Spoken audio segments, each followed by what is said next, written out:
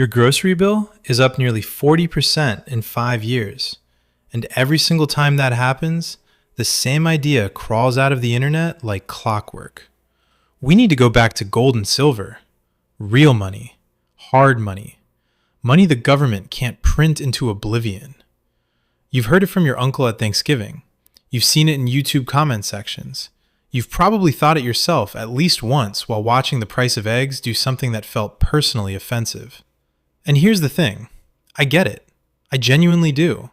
Because the frustration underneath that idea, it's not crazy. It's not fringe. It's the rational response of someone watching their purchasing power evaporate while being told the economy is doing great. The belief goes like this. Gold and silver are real money. Thousands of years of history, tangible, scarce. Governments can't manipulate them. If we just went back to backing our currency with precious metals, inflation would vanish, the economy would stabilize, and ordinary people would finally stop getting squeezed by a system that seems designed to squeeze them. It sounds righteous. It sounds logical. And honestly, it sounds kind of beautiful. Here's the problem. It's wrong. Not slightly off, not, well, it depends. It is built on a fundamental misunderstanding of what money actually does, how economies function at scale, and what gold and silver are genuinely good for. And I'm not saying this as someone defending the Fed. The Fed is a problem. Inflation is theft in slow motion. Your anger about that is completely justified. But the conclusion people draw from that anger, that precious metals should be our money, isn't just unlikely. It's mathematically impossible in any version of the modern world. And the people who believe it the hardest are often the ones it hurts the most. By the end of this video, you'll understand exactly why going back to gold-backed money would be an economic catastrophe, why silver is even worse as a candidate, and what gold and silver are actually useful for if you stop treating them like something they're not. That's the part nobody says out loud. Let's destroy this thing properly. The gold and silver as money argument isn't crazy. That's what makes it dangerous. It's built on things that are actually true, and the people making it aren't idiots. They're pointing at real problems. So let's give this idea its absolute best case before we take it apart. Because if I can't steelman it honestly, I have no business criticizing it. First, history. Gold and silver have functioned as money for roughly 5,000 years across virtually every major civilization. Roman denarii, Spanish doubloons, British sovereigns. The United States itself operated on a gold standard for most of its history, only fully severing the dollar's last link to gold in 1971. For most of recorded human commerce, precious metals weren't just part of the monetary system. They were the monetary system. Second, scarcity. You can't print gold. The total amount of gold ever mined in all of human history would fill roughly 3.5 Olympic swimming pools. That's it. Every ring, every bar, every flake panned out of every river on Earth. 3.5 pools. And this scarcity is the emotional engine of the entire argument. A government can't inflate away your purchasing power if the money supply is anchored to something you have to physically dig out of the ground. Third, fiat currency does lose value over time. That's not a conspiracy theory. That's the explicit, stated policy of every major central bank on the planet. The Fed targets inflation. They are trying to make your dollars worth less every single year. They'll tell you this to your face and call it healthy monetary policy. And if you zoom out on a chart comparing the dollar's purchasing power to the price of gold since 1971, the conclusion seems almost too obvious. And fourth, trust, or the collapse of it. Every few years, something happens that makes people distrust the system a little more. 2008, pandemic money printing, bank failures. Each crisis sends a fresh wave of people toward the idea that we need money governments can't touch. Gold feels honest in a way that digital numbers on a central bank balance sheet never will. That's the mechanism nobody explains. So, you've got history, scarcity, inflation math, and institutional distrust, all pointing in the same direction. 4 pillars holding up one very attractive idea. Now I'm going to show you why every single one of those pillars crumbles under the weight of what people are actually proposing. Because there's a canyon-sized difference between gold holds its value over centuries and gold could function as the money supply of a modern economy. And nobody pushing this idea ever does the math. Wrong. Let's do it for them. The total value of all the gold ever mined on Earth is roughly $15 trillion. Sounds massive, right? Now consider that the United States GDP alone, just one country, is about 28 trillion per year. The global economy, north of 100 trillion. You're trying to run the entire machinery of modern commerce on a pile of metal that couldn't even cover what America produces in 7 months. But let's go deeper.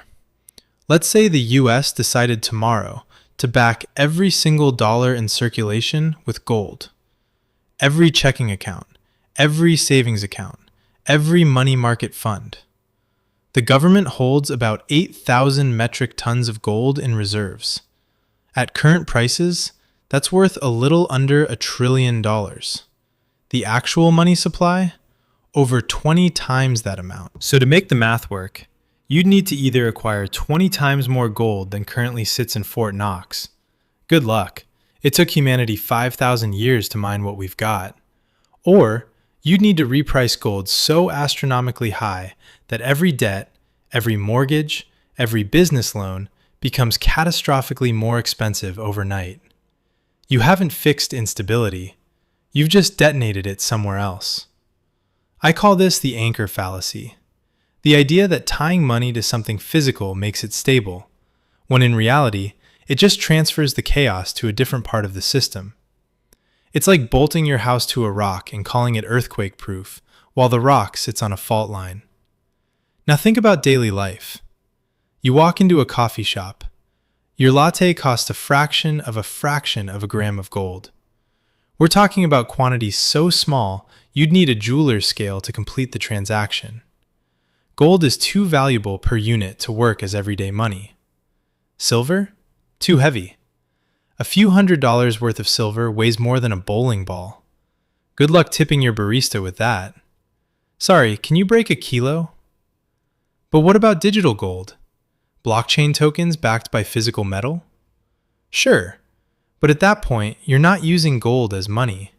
You're using a digital ledger as money and just referencing gold in the background. You've recreated the exact intermediary system you were trying to escape, except now it's slower, less liquid, and pegged to a commodity that can swing double digits in a single quarter. The gold standard didn't end because politicians got greedy. It ended because economies outgrew it, and the math hasn't changed since. Now I know what some of you are thinking. Okay, but what about the people who bought gold before 2008 and came out ahead? What about the people who were right? Fair, but that's survivorship bias talking. For every person who timed gold perfectly, there are hundreds who bought at the 2011 peak and watched their safe haven drop 30% over the next 4 years, while the stock market doubled. You don't hear those stories on the podcasts. They don't make good thumbnails. But let me show you what this actually looks like in someone's real life. Rachel is 31. She works as a dental hygienist in Tucson, Arizona. Makes about $62,000 a year. Takes home roughly $3,800 a month after taxes. Rachel is smart with money. No credit card debt. Drives a paid-off Civic. Packs her lunch most days. But over the last 3 years, she's watched her rent climb, her groceries get quietly more expensive, and her savings account earn interest that doesn't even pretend to keep pace with inflation. She did everything the way she was supposed to, and she still feels like the ground is shifting underneath her. So Rachel started going down the rabbit hole. Sound money. Hard money. Videos about how the dollar has lost 90-something% of its value since the Fed was created. She read threads, she watched documentaries, and then she walked into a coin shop near her apartment and bought her first ounce of silver. And it felt good, heavy in her hand, tangible, real. Something no central banker could quietly dilute while she slept. Over the next 18 months, Rachel redirected a meaningful chunk of her savings, money from her emergency fund, money she'd been putting into her Roth IRA, into physical silver and a couple of small gold coins. She wasn't being reckless. She genuinely believed she was building a firewall between herself and a system she no longer trusted. Then her car needed a transmission repair. $1,500 she didn't have liquid anymore because her emergency fund was sitting in a fireproof safe under her bed, stamped with eagles and buffaloes. She tried to sell some silver quickly. The coin shop offered her less than she paid, not because silver had dropped, but because of the spread. The dealer's buyback price was roughly 12% below spot. That markup going in and the discount coming out, the metal tax, meant Rachel was losing on both ends of every single transaction. She needed money now, and her real money couldn't perform the single most important function of money, being there when your life falls apart on a Tuesday. Here's the part that actually hurts. During those same 18 months, if Rachel had left her money in a simple broad market index fund inside her Roth, it would have grown tax-free. She could have sold shares in 48 hours, covered the repair, kept her portfolio intact, and still had more money than she started with. Instead, she paid the metal tax on the way in, took a loss on the way out, and missed 18 months of compound growth. The total cost of that decision? Somewhere north of $4,000. On a $3,800 a month income, that's not a rounding error. That's a month of her life. Rachel didn't fail because she was worried about inflation. That worry was legitimate. She failed because she confused a store of value with a financial strategy. So what's the actual answer? And I'm not going to give you some 12-step portfolio rebalancing framework. This is simpler than that, and harder than that. Because the hard part isn't knowing what to do. It's letting go of the narrative that made you feel like you had a secret edge. Here's the truth nobody on either side of this debate wants to say out loud. Gold is a hedge, not a solution. It's insurance, not income. It belongs in a portfolio the same way a fire extinguisher belongs in a kitchen. You're glad it's there when things go sideways, but you don't cook with it. The gold bug community and the fiat currency defenders have turned this into a holy war, and both sides are missing the point. Gold isn't magic. The dollar isn't evil. They're tools. And you're not broken for being confused about which tool does what. The people selling you gold coins at a premium are spending a lot of money to make sure you stay confused. Here's what gold actually does well. Over very long time horizons, decades, it roughly keeps pace with inflation. It doesn't beat inflation by a wide margin. It doesn't generate yield. It doesn't compound. It just holds. Your great-grandmother's gold coins from 1924 would buy roughly the same basket of goods today. Genuinely impressive for a rock. But that's preservation, not growth. And those are fundamentally different things. The real problem, the thing that drives people toward gold in the first place, isn't that fiat currency exists. It's that wages haven't kept pace with the cost of living, that housing has outrun income, and that the financial system feels increasingly like it's working for someone else. Those are real grievances.